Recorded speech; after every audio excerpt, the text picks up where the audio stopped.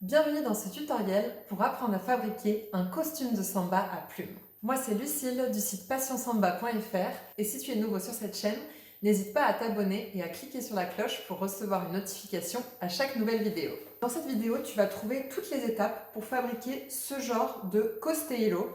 On appelle cela un costeilo, c'est-à-dire le sac à dos à plumes que l'on porte lorsqu'on danse la samba. Tu vas voir, il est très simple à réaliser et je t'explique tout en détail. En fait, il est fabriqué à base de 2 morceaux de carton qu'on va ensuite recouvrir de tissu. On va fixer des petites bandes élastiques pour que tu puisses porter le costeilo comme si c'était un sac à dos. On va en fait coller entre les 2 bandes de carton plein de plumes et tu vas ensuite pouvoir le sublimer et le décorer à ta manière comme tu le souhaites.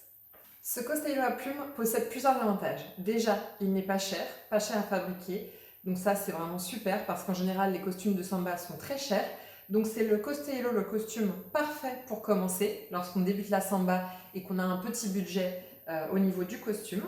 Deuxième point positif, il est extrêmement léger et donc c'est très facile de danser avec et très agréable de danser avec. Pourquoi? Parce que la plupart du temps, on trouve beaucoup de costeilo qui sont fabriqués avec des armatures en fil de fer. Et déjà, ça peut très souvent en fait, nous blesser. Et en plus de ça, c'est plus lourd à porter. Donc voilà, c'est parti pour la confection de ce costeilo de samba. Dans la vidéo, tu vas me voir en train de fabriquer le costume étape par étape avec des petits commentaires que j'ai rajoutés à la vidéo. Mais je t'invite vraiment à aller consulter l'article de blog que j'ai rédigé pour comment apprendre à fabriquer ce costeilo de samba parce que l'article est extrêmement bien détaillé et dans l'article, je mets toute la liste complète du matériel que tu dois acheter, les dimensions pour le tissu, pour les bandes élastiques, les dimensions et les tailles de plumes et aussi où les acheter. Donc vraiment, n'hésite pas à aller consulter l'article de blog et à voir en parallèle les vidéos pour pouvoir voir comment fabriquer étape par étape et à côté l'article de blog avec plein d'infos en plus. Voilà, ici j'ai dessiné grossièrement au stylo la forme de mon cœur. Donc vous voyez, c'est pas obligé d'être fait à la perfection. Et là, je vais découper le cœur et vous mettre une photo avec les dimensions exactes.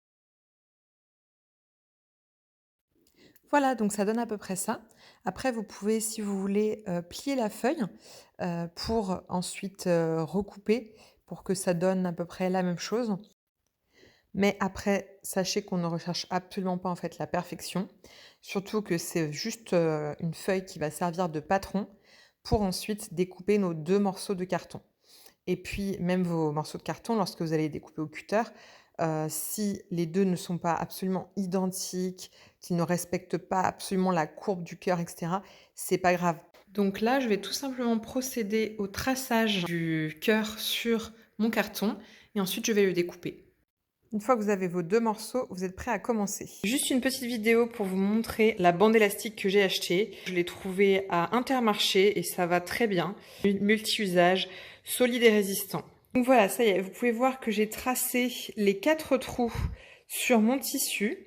J'ai coupé mes 2 bandes de tissu de 55 cm. Donc voilà, j'ai tracé les trous au crayon. On va trouer le tissu pour insérer les bandes. Donc là, ça y est, j'ai placé ma première bande dans les trous. J'ai fait un petit nœud. Vous voyez, le rendu, il est comme ça. Ma bande, elle est là. Et c'est ce qui va me permettre, en fait, de pouvoir porter mon costeilo comme si c'était un sac à dos. Et je vais passer à la deuxième. Donc voilà le rendu. Ici, on passe à l'étape de coller le tissu sur la base intérieure de notre costeilo.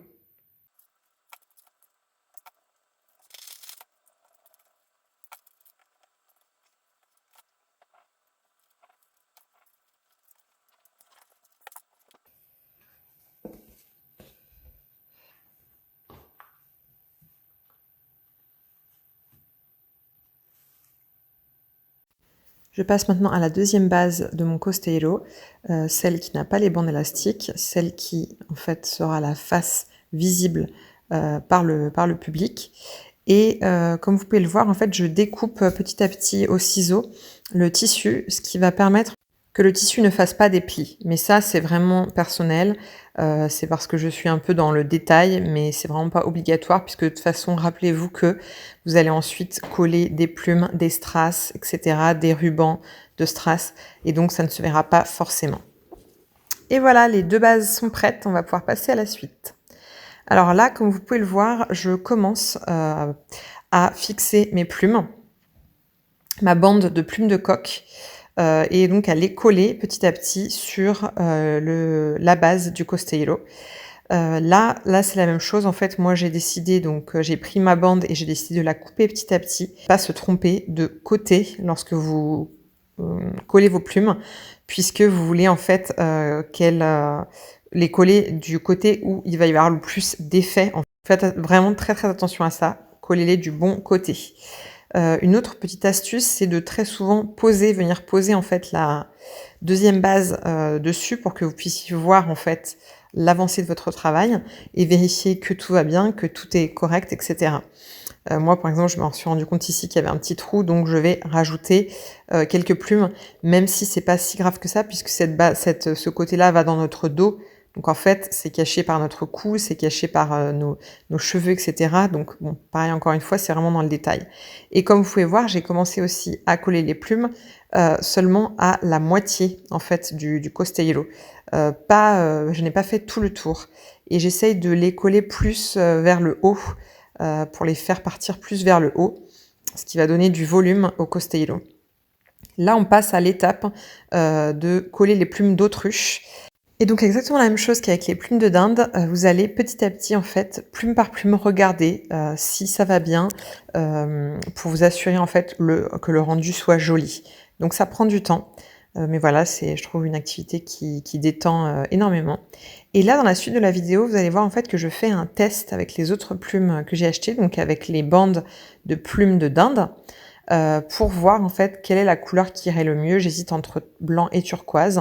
Après avoir collé toutes vos plumes d'autruche, vous allez coller la bande de plumes de dinde et ensuite vous allez pouvoir coller les 2 costellos entre eux.